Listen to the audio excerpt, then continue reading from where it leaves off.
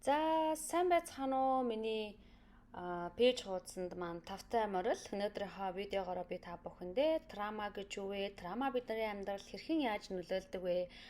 Траматай гэдгээ би яаж мэдэх вэ гэдэг талаарх маш сонирхолтой мэдээллүүдийг та нартай хүргэх болно. За эхлээд өөрсдөө танилцуулъя. Намайг Жанаргуул гэдэг би бизнесийн ухааны магистр зэрэгтэй 70 дахь ухамсарын судлаач. За тэгээд Fires Academy-г үүсгэн байгуулагч гэдгээр маань намайг маш олон хүмүүс маань мэдэх баха. За миний хувьд сүүлийн 5 жилийн хугацаанд маш олон 70 дахь ухамсарын сургалтуудыг явуулсан, онлайн болон танхим сургалтуудыг явуулсан.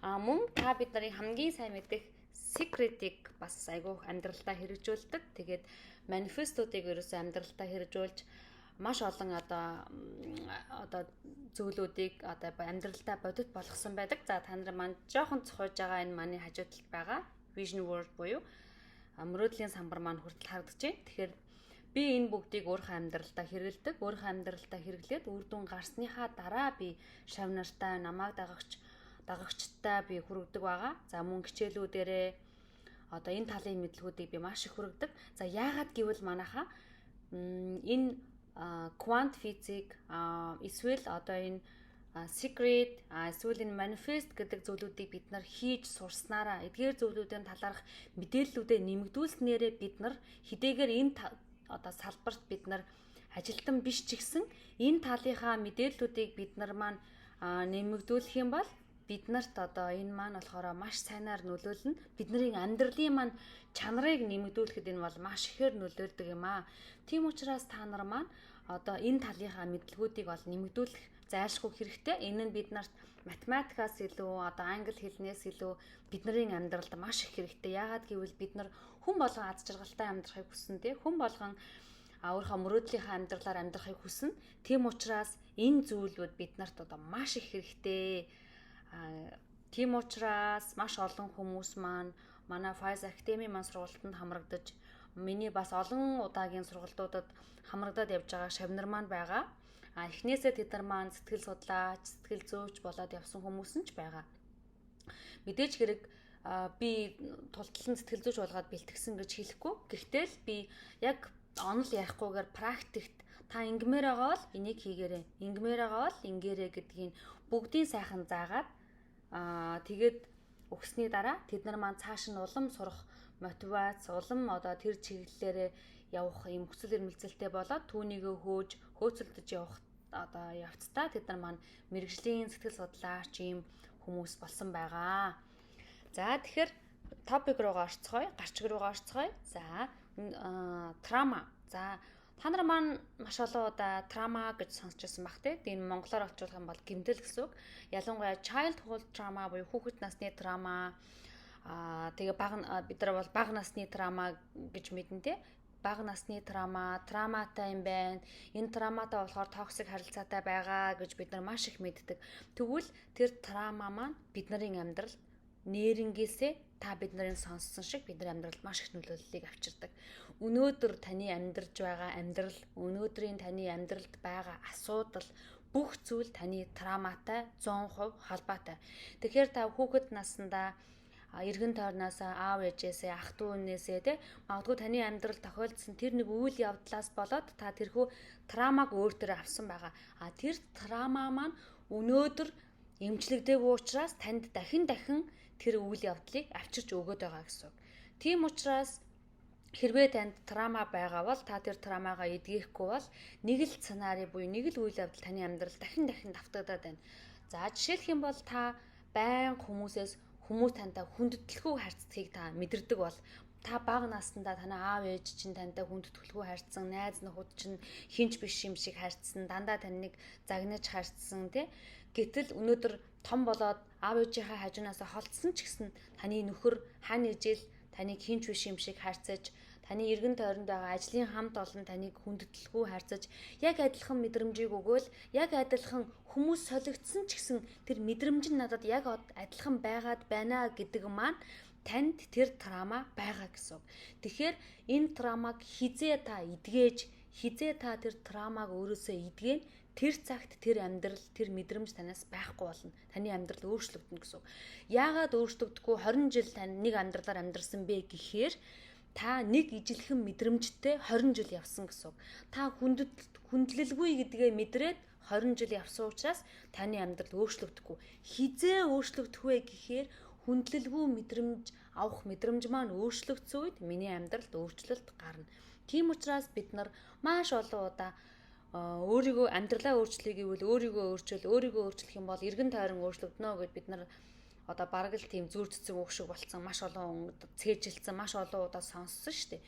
Энэ маань уг чанартай бол таны даалд ухамсарт байгаа програм, таны даалд ухамсарт байгаа травмаг хэлээд байгаа гэсэн. Та өөрийнхөө даалд ухамсарт байгаа травмаг арилгахгүй бол та тэр зүйлийг л татаад байна. Би маш олон найзуудыгаа мэднэ. Өөрийг нь хүндэлдэггүй,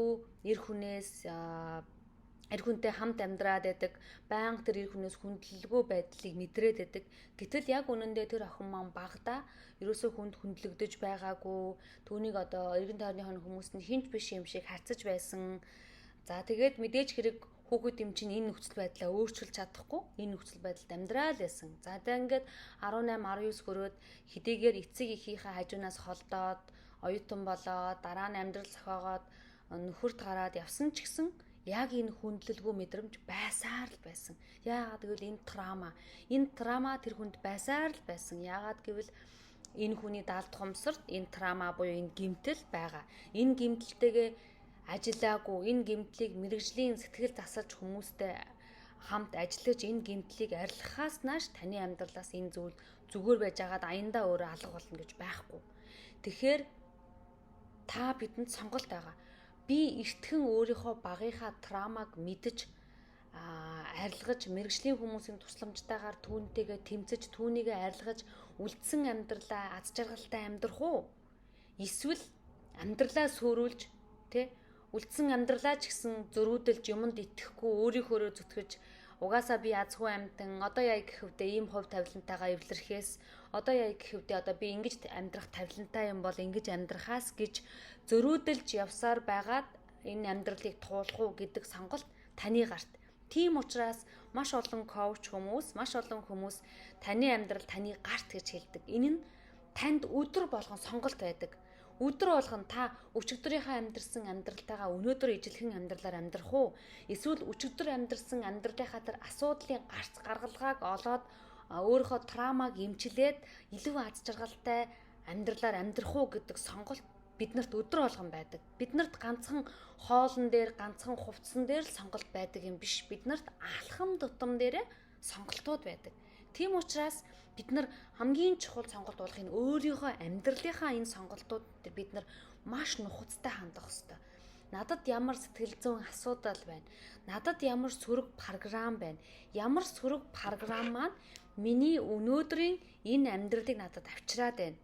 Яагаад би өнөөдөр мөнгө олсон ч гэсэн одоо юунд зарсан мэддэхгүй үрээд байна. Надад ингээд нэг харсан чинь сарын сүүлд мөнгө маань дуусчаад байна. Яагаад би их мөнгө олоод байгаа хэрнээ би ингээд санхүүгийн эрх чөлөөнд хүрч чадахгүй, дуртай юм авч чадахгүй, жилдээ нэг удаа аялж чадахгүй ингээд амьдраад байна. Гэвэл энэ зүйлд магадгүй танд мөнгөний талаар сөрөг одоо програм байгаа. Мөнгөний талаар сөрөг програм гэхээрээ л заавал баячууд бол муу хүмүүс гэж боддог юм биш шүү дээ. Таныг магадгүй бага байхад чинь дахиад нөгөө трама. Магадгүй таныг бага байхад чинь хүүхэд их мөнгө барьдгүй. Наад мөнгө аваад ир гэд нэг аавынх нь найз нь ч юм уу 20,000 төгрөг танд өгсөн чинь чихэр чахлаад аваад идэрээ гэд өгсөн чинь жоохон байхад аав ээж нь магадгүй хүүхэд жоохон мөнгө өгдгүй яа ээждээ өгч ээж нь дараа нь чамд гоё юм аваад өгье гэд мөнгөний автсан. Ийм зүйл биднэрт их тохиолддог тийм маш олон хүмүүс та бидэд тохиолдсон. Гэтэл энэ зүйл маань хүүхдийн минь даалд ухамсарт ямар гэмтэл өгдөг вэ гэвэл би их мөнгө барьж болохгүй юм байна. Их мөнгө барьж болохгүй юм байна гэдэг ойлголтыг өгнө. Энэ нь танд мөнгөний сөрөг програм болсон гэсэн үг. Ингээд та том болонгууд нас биеинд хүрлээ. Та цалин авлаа. Хүүхэд их мөнгө барьж болохгүй учраас та тэрийг үрнэ. За ингээд танд мөнгөний сөрөг програм байгаа л гэсэн үг. За нөгөө талаас та зөвшөөрлгүй авч байгаа мөнгийг авчлаа. Хүүхдийн болохоор гоё юм авч идмээр санагдаад тий гоё юм авч идмээр санагдаад авчлаа. Тэгээ та хүүхэд юм чинь бага хэмжээний мөнгө одоо гэрийнхаа номын сангаасаа ч юм уу энэ тэнд байсан мөнгө аваад гоё юм аваад идчихлээ. дараа нь 2 3 хоногийн дараа яах вэ? Аав ээж маань мэдээд загнана. Магадгүй таныг уйлуулна тий. За энэ үед тэр хүүхдийн даалд ухамсар юу гэж ойлгох вэ гэвэл би их мөнгө барьж болохгүй юм байна. Би их мөнгө барьсныхаа төлөө шийтгэл амсах юм байна гэж ойлгоно. Ингээд насан туршдаа та хизээ тэр травмаг эдгэн тэр хүртэл та мөнгөний асуудалтай явна. Тэр хүртэл та мөнгө олсон ч өрөө дуусах чинь танд мөнгө тогтохгүй. Яагаад гэвэл та багада таны даалд ухамсар эндээ бичээд авчихсан. Надад их мөнгө авах юм бол би шийтгэл амсах юм байна. Их мөнгө авах юм бол надаас хүн нэгэн хураагаад авчих юм байна гэсэн тийм ойлголт танд даалд ухамсар маань бичээд авцсан. Тэгэхээр та ховсын эмчилгээнд ороод энэ даалд ухамсарт байгаа тэр хүүхэд насны дээр очиод энэ үйл явдлыг өөрчлөөд засаад суулгаж иж өнөөдөр таны амьдралд мөнгө тогтдог болно. Гэх мэтчлэн танд ямар програм байна, ямар сөрөг програм байна, тэр болгоныг ховсын эмчилгээгээр бүрэн эмчлэх боломжтой.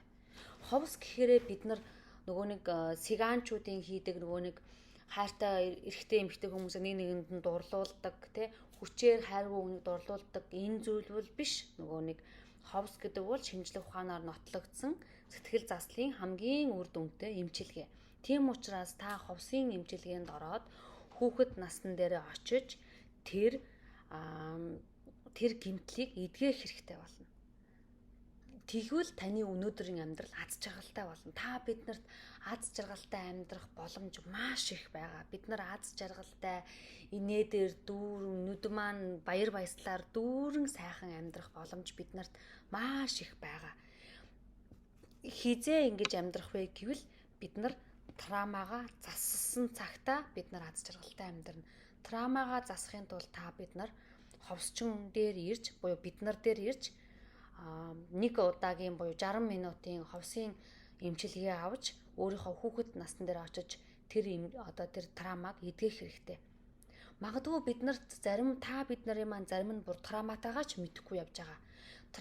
Травма гэдэг талаар мэдэхгүй явж байгаад хань ижлээ яг өөртөө адилхан травматай хүнийг сонгоод тэгээд түүнтэйгээ тэмцээд явж байгаа. Амьдрал ийм л байдгийн байна. Хүнтэй гэрлэх онцгүй юм байна. Хүнтэй гэрлсний дараа таныг хяндгийн байна, хордгийн байна. Аз жаргалгүй болд юм ингээд зарим нь бүр тэрэндээ итгээд явж байгаа. Энэ яг үнэндээ тийм биш. Яг үнэндээ энэ зүгээр л та травматай учраас травматай өөртөө ижил төвшний травматай хүнтэй учирсан.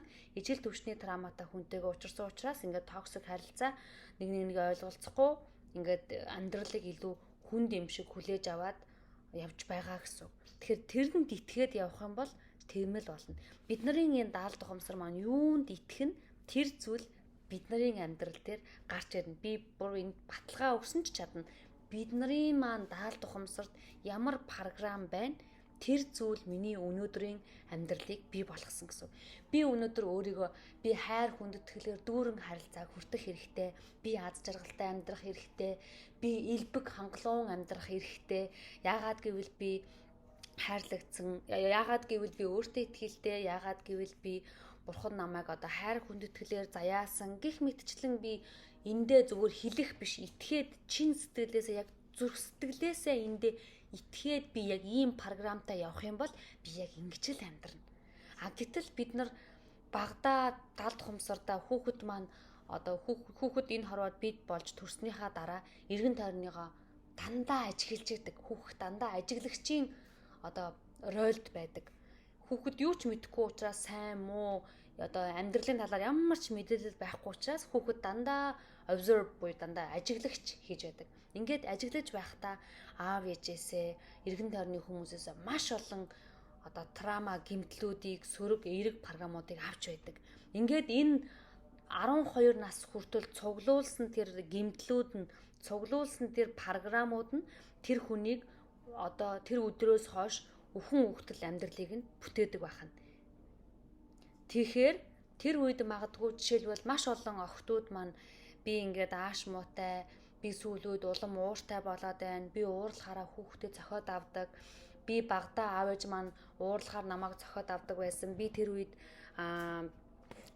үед би бол том болоод хизээч ээжигээ хүүхдийг цогтгүй болдгоо. Би хизээч хүүхдээ хайрлахгүй мэдэхгүй хүн болохгүй гэж бодсон боловч одоо би яг ээж шигээ болоод ингээд нэг уурлахаараа би хүүхдээ зохиод аваад байна гэж хүмүүс маань одоо маш олон эмэгтэйчүүд маань бидэнд ханддаг.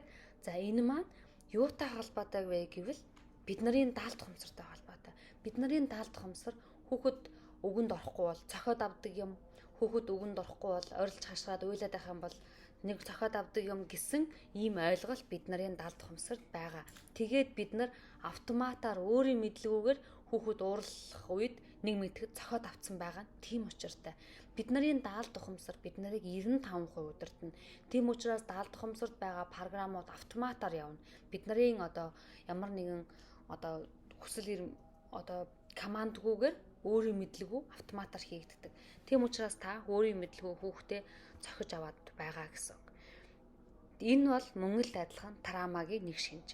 Бас нэгэн трама өөр нэгэн жишээ хэлбэл маш олон эмэгтэйчүүд багада аав ээж хоёроо маргалдаж байхыг аав нь архиугаад тэг эхнэрээ хүүхдүүдээ айгуух таагүй байлгаж байгааг агсан тавьж байгааг харж өссөн байдаг.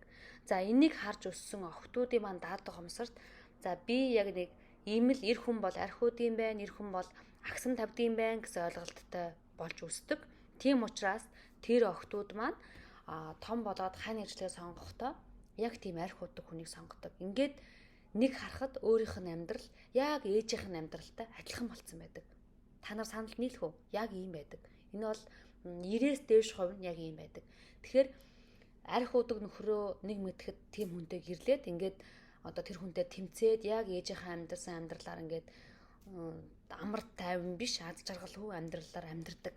Тэгээд энэ хүмүүс маань энийг юу гэж боддог вэ гэвэл энэ бол хувь тавилан гэж итгэдэг. Би ингэж амьдрах хувь тавилантай юм байна. Бурхан надад ийм тавилан битсэн бол одоо яа гэхвдээ энэ амьдралаар амьдрахаас энэ бол миний хувь тавилан гэж боддог. Яг үнэндээ энэ бол таны трама. Гэхдээ маш сайхан мэдэн энэ трамаг арилгах бүрэн боломжтой. Одоо 21-р зуун шинжлэх ухаан интернет хөгжсөн энэ үед та өөрийнхөө трамаг олж илрүүлж одоо энэ ховс гэж энэ сайхан эмчилгээ байдгийг мэдэж өөрийгөө эмчлүүлж чадахгүйгээр амьдраад дуусвал маш харамсалтай. Дээр социализмын үед бол хүмүүс интернет байхгүй, мэдээлэл технологи хомс үед бол хүмүүс яг хөө өглөө босно, идэж уун, орой унтна гэдэг амьдралаар л амьдарсан. Гэтэл өнөөдрийн энэ хөгжиж байгаа нийгэмд амьдарч байж ич бид нар энэ ховсын талаар мэдээлэл мэдлэг байхгүй бол бид нар ховс гэж юу вэ? Тэр маань бид нарыг яаж одоо идгээдэг вэ талаар мэдээлэл мэдлэг байхгүй байсаар байгаад энэ амьдралаараа дуусвал маш харамсалтай. Тиймээс би та нартай үүнийг одоо хэлмээр байна. Эртхэн өөртөөгөө ажиллаж өөртөө байгаа травмануудаа илрүүлж чадахгүй бол бид нар онцлоод илрүүлээд өгнө. Илрүүлээд ховсондоо ороод сөрөг блогуудаа арилгуулад авах юм бол та ч гэсэн аз жаргалтай амьдрах боломжтой. Таны ч гэсэн амьдрал одоо нүдэнд одоо итгэмээргүйгээр өөрчлөгдөх бүрэн боломжтой. Гагцхүү та сөрөг програмаа эдгэх ёстой. Энэ даалт ухамсарт бидний өнөөдрийн амьдралыг бий болгоод байгаа энэ трама гэдэг зүйлийг арилгах хэрэгтэй. Бид нар трамагаа арилгахгүй бол трамагаараа хань ажлыг сонгоно. Трамагаараа эргэн тойрныхаа хүмүүсийг сонгоно. Трамагаараа би мэдрэмжээ сонгоно. Өөрийн мэдлэгүү та ингээд дандаа сэтгэл түгшээд байдаг бол өөрийн мэдлэгүүд юм тандаа уур хөрөөд байдаг бол өөрийн мэдлэгүү л зарим мэдрэмжүүд танд байгаад байдаг бол энэ цэвэр траматай холбоотой. Тийм учраас манайхаа би доор өөрийнхөө пэйжийнхаа холбоосыг доор бичээд тавина. Та нар маань доор байгаа линкэн дээр дараад холбоос дээр дараад манай Faiz Academy-ийн пэйжтэй холбогдож ховсын мэдээллийг авах боломжтой. Ховсод цаг аваад ороорой. Энэ таны амьдралыг оронгоор өөрчлөх боломж. Өнөөдрийг хүртэл бид нар 6000 гаруй хүмүүст 2 жилийн хугацаанд ховс хийсэн маш гайхалтай өөрчлөлтүүд гарч байгаа. Манай пэйжтэй зочлох юм бол та нар маань маш олон хүмүүс амьдралаа өөрчлөө сайхан амьдарч байгааг та нар маань харна. Тэгээ би өөрөө ч гэсэн анх одоо 4 жилийн өмнө ховсод орж исэн байгаа. Тэгээд ховсод ороод өөрийнхөө травмануудыг арилгасан. Тэгээд өөртөөгөө ажиллаад ирсэн. Өдрөөс өдөр жилээс жил миний амьдралд маш гайхалтай өөрчлөлтүүд гарч байгаа. Би маш олон улс орнуудаар тансаг сайхан аяллуудыг хийсэн. Би хүссэн үедээ аялалдаа яваад ирдэг. Би ингээд заавал 8 10 цаг ингэж хүний дор гарт одоо ингэж цагт баригдаж амьдрахгүйгээр би өөрийнхөө хүссэн бизнесээ хийгээд хүссэн одоо өглөө хүссэн ресторанда хоолоо идээд маш тансаг хангалуун амьдарч байгаа. Энэ болгон маань миний травмагаа эмчлээд өөртөөгөө ажилсны маань үр дүн. Тэгэхээр та нарт ч гэсэн тийм боломж байгаа шүү. Тийм болохоор та нар маань доор байгаа линк дээр дарж дэлгэрэнгүй мэдээллийг авч цаг авч манай ховсын эмчилгээнд ороорой. Дараагийнхаа видеогоор уулзлаа. Түр баяртай.